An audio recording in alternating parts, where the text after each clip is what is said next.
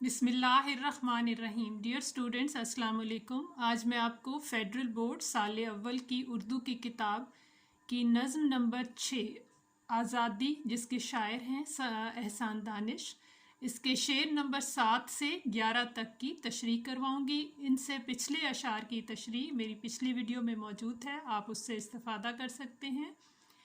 तो अभी हम शेर नंबर 7 की तशरीह करते हैं। लहू बरसा बहे आंसू लुटे राह रो कटे रिश्ते, अभी तक नामुकम्मल है मगर तामीरे आज़ादी। मानी राह रो मुसाफिर, रास्ता चलने वाले, कटे रिश्ते अपने जुदा हुए, यानी अपने रिश्ते हमसे बिछड़ गए। मफहूम खून बहने और रिश्ते टूटने, जान और माल के नुकसानात बर्दाश्त करने के बावजूद अभी हकीकी आज़ादी हासिल नहीं हुई। तशरीह है। शायर इस शेर में क़याम पाकिस्तान के वक्त पेश आने वाले अंदोहनाक वाक़यात और तकलीफ़ देह वाक़यात की अक्कासी करते हुए हमें एहसास दिलाते हैं कि ये वतन बेपनाह कुर्बानियाँ देने, जाने कुर्बान करने और अपनों से जुदाई के बाद हासिल हुआ। माँओं ने बेटे, बहनों ने भाई और बीवियों ने सुहाग कुर्बान किए। मुहाजिरीन ने घर बार मालो दौलत सब छोड़कर आज़ाद वतन में हिजरत की। गम की दास्तानें अपने आंसुओं से लिखीं। बहुत से अजीज़ रिश्तेदार एक दूसरे से जुदा हो गए, तब जाकर ये आज़ादी की नेमत नसीब हुई। लेकिन गौर किया जाए तो बहुत सा हुक्मरान तबका अब भी गरीबों और मज़दूरों का इस्तेहसाल करता नज़र आता है। असल आज़ादी तो इस जुल्म से निजात पाना है। आज़ादी के लिए कुर्बानियाँ देने वाले अब भी ये कहते हुए मालूम होते हैं, हमारा खून भी शामिल है तज़यीने गुलिस्तां में, हमें भी याद कर लेना चमन में जब बहार आए। शेर नंबर 8 है। ताज्जुब है ग़ुलामी के शबिस्तानों की जीनत है, खिंची है जो हमारे खून से तस्वीरें आज़ादी। मानी ताज्जुब, हैरत, शबिस्तानों रात गुजारने की जगह, यहाँ मुराद है मस्कन या ठिकाना। मफहूम जो आज़ादी हमने खून बहाकर हासिल की वो ग़ुलामी की ख्वाबगाहों की जीनत बनी हुई है। तशरीह शायर बड़े दुख और अफसोस से इस बात का इजहार करते हैं कि जिस आज़ादी के लिए हमने अपनी जानें कुर्बान की, अपने प्यारों को खुद से जुदा किया, सिर्फ इसीलिए कि हमारी आने वाली नस्लें आज़ाद फ़िज़ाओं में सांस ले सकें, अपने दीन के मुताबिक ज़िंदगी गुजारें और जुल्म से निजात पाकर पुरअमन ज़िंदगी उनका मुकद्दर हो। लेकिन नहायत अफसोस से कहना पड़ता है कि इन कुर्बानियों को रायगां जाता हुआ महसूस करता हूँ। अभी भी ग़ुलामी की ज़ंजीरों में जकड़े हुए हैं। हम आज भी अमेरिका, बरतानिया और तरक्की याफ्ता ममालिक के सामने मजबूर हैं और बेबस हैं। कर्ज़ों का बोझ, ज़हनी ग़ुलामी से हम अब तक निजात नहीं पा सके। हम अपना मौशी और सियासी हिकमत अमली इस्लामी असूलों के मुताबिक चलाने के बजाय तरक्की याफ्ता ममालिक के ज़ेर असर चलाने पर मजबूर क्यों हैं? सिर्फ इसलिए कि हम खुददारी और इज़्ज़त नफ्स को खो चुके हैं। मिली नहीं है हमें अर्ज़ पाक तोहफे में, जो लाखों दीप बुझे तो ये चराग जला। शेर नंबर 9 है।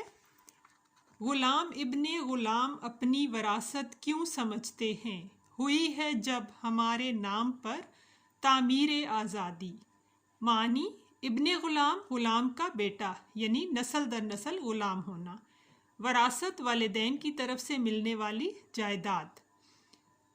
हमारे हुक्मरान आज भी पहले की तरह अंग्रेज़ों के ग़ुलाम हैं, गोया वरासती ग़ुलाम हैं, हालांकि हमारे नाम पर आज़ादी हासिल की गई थी। शेर की तशरीह है। शायर हुक्मरान तबके और सियासतदानों पर तनकीद करते हुए कहते हैं कि बज़ाहिर हम एक आज़ाद मुल्क में रहते हैं, लेकिन حقیقت میں ہمارے آباؤ اجداد برصغیر میں انگریز قوم کے غلام تھے، تو آج ہم ان کی اولاد اپنے ملک میں، جسے ہم آزاد کہتے ہیں، انگریز حکمرانوں کی پالیسیوں کے غلام ہیں، ذہنی، سیاسی اور معاشی ہر لحاظ سے غلام، جیسے نسل در نسل غلامی ہماری قسمت میں لکھ دی گئی ہو۔ آخر ہم کب تک حقیقی آزادی حاصل کریں؟ ہم کب حقیقی آزادی حاصل کریں گے؟ حالانکہ ہندوؤں اور انگریزوں سے ہمارے نام پر آزادی حاصل کی گئی تھی۔ دراصل حکمران طبقہ اپنے ذاتی اور انفرادی مفاد کی خاطر ملکی و قومی مفاد کو پس پشت ڈال دیتا ہے۔ ذاتی جائیدادیں بنانے اور اپنے مقاصد حاصل کرنے کے لیے غیر ملکی اقوام سے ایسے معاہدے کیے جاتے ہیں جو سراسر قوم و ملک کے حق کے منافی ہوتے ہیں، لیکن معصوم عوام اس ظلم کی چکی میں پستی چلی جا رہی ہے۔ بقول شاعر، شمار اس کی سخاوت کا کیا کریں کہ وہ شخص چراغ بانٹتا پھرتا ہے چھین کر آنکھیں۔ شعر نمبر 10 ہے، رہے گا دین فطرت پھیل کر اقصائے عالم میں، نہیں ہے یہ خط تقدیر آزادی۔ معنی، دین فطرت اللہ کا دین، اقصائے عالم پوری دنیا۔ مفہوم، دین اسلام پوری دنیا میں پھیل کر رہے گا، دین اسلام کی آزادی کی کوئی حد متعین نہیں۔ تشریح ہے، شاعر اس شعر میں بڑے خوبصورت پیرائے میں امید افزا پیغام دیتے ہیں کہ اسلام دین فطرت ہے، یعنی اللہ خالق کائنات و رب ذوالجلال کا دین ہے، جو خود اس کا محافظ ہے اور اسی کے کرم سے یہ ساری دنیا میں پھیل کر اسے بقعۂ نور بنا دے گا، روشنی اور امن کا گہوارہ بنا دے گا، کیونکہ انسانی فطرت کے عین مطابق ہے۔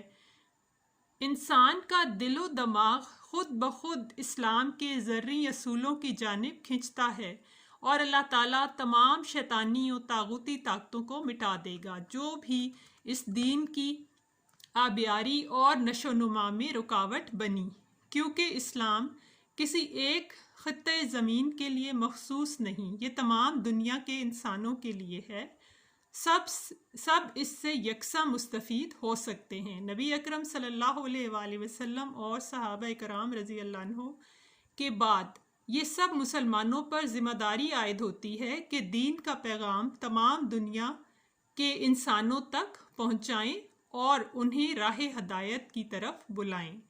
میری زندگی کا مقصد تیرے دین کی سرفرازی، میں اسی لیے مسلمان، میں اسی لیے نمازی۔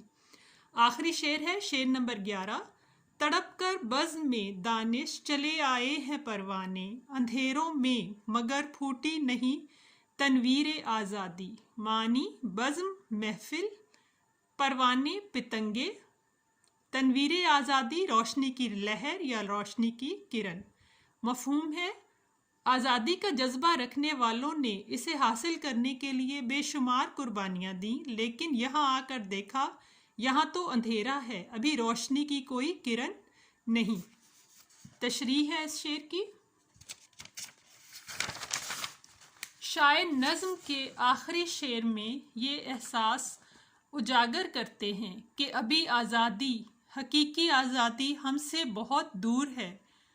ہم جس آزاد ملک میں یہ سوچ کر آئے تھے کہ اسے اسلام یعنی دین، اپنے دین کی عملی تجربہ گاہ بنائیں گے، حق اور انصاف کا بول بالا ہوگا، امیر غریب میں کوئی فرق نہ ہو، ہر شخص کو اس کی قابلیت، صلاحیت اور لیاقت کے مطابق اچھی زندگی گزارنے کے مواقع دستیاب ہوں گے، ہمارے بچوں کے لیے صحت، تعلیم، رہائش اور روزگار کے وسیع مواقع ہوں گے، کیونکہ قدرت نے ہمیں بے شمار وسائل سے نوازا ہے، لیکن یہاں آ کر معلوم ہوا کہ حقیقت اس کے برعکس ہے۔ حکمران طبقہ تمام ملکی و قومی وسائل پر قابض ہے، دولت چند ہاتھوں میں محدود ہو کر رہ گئی ہے، اس کی تقسیم انتہائی غیر منصفانہ ہے، غریب تر طبقہ کھانے پینے، صحت و صفائی جیسی بنیادی سہولیات سے محروم ہے، جبکہ امیر انتہائی عیش و عشرت کی زندگی گزار رہے ہیں۔ آزادی کے جیالے اور اس کی خاطر قربانیاں دینے والے یہ دیکھ کر انتہائی افسردہ ہوتے ہیں کہ ان کا دل خون کے آنسو روتا ہے کہ یہاں تو غلامی کے اندھیرے ہیں، حکمران طبقے کی غلامی اور روشنی کی کرن دکھائی نہیں دیتی۔ آخر کب تک ہم حکمرانوں اور مغربی ممالک سے ذہنی آزادی حاصل کریں گے؟ لیکن ایک دن آئے گا جب ہم اللہ کے کرم سے حقیقی آزادی حاصل کریں گے۔ ہمیں امید کا دامن ہاتھ سے نہیں چھوڑنا چاہیے۔ بقول اقبال، کب ڈرا سکتا ہے غم کا عارضی منظر مجھے، ہے بھروسہ اپنی ملت کے مقدر پر مجھے۔ یہ تھے شعر نمبر 7 سے شعر نمبر 11 تک کی تشریح۔ امید ہے آپ کو نظم آزادی، جس کے شاعر ہیں احسان دانش، اس کی اچھی طرح سے سمجھ آ گئی ہوگی۔ ویڈیو کو لائک کریں، شیئر کریں اور میرے چینل کو سبسکرائب کریں تاکہ آپ آنے والی ویڈیوز دیکھ سکیں۔ شکریہ۔